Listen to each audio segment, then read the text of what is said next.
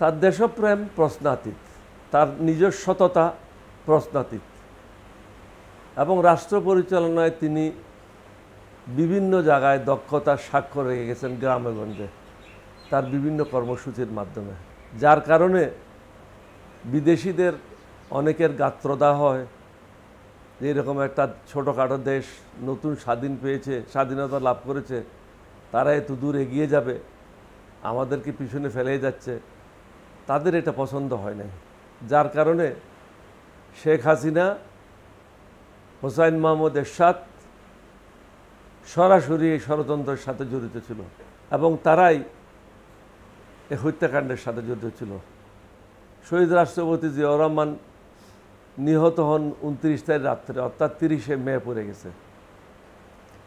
28শে মে হোসাইন মাহমুদ এরশাদ প্রধান সেনাপতি হিসাবে বিনা কারণে তিনি বাংলাদেশ মিলিটারি একাডেমি চট্টগ্রামে বাটিয়ারিতে যান।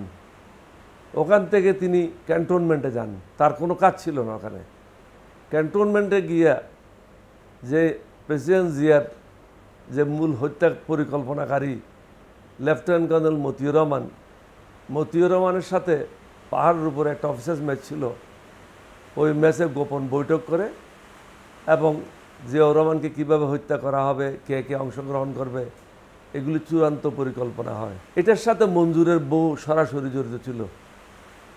মেজর জেনারেল মঞ্জুর তখন চট্টগ্রামের জিওসি, তার সম্পৃক্ততা 100% ছিল না, কিন্তু তার স্ত্রীর সম্পৃক্ততা 100% ছিল।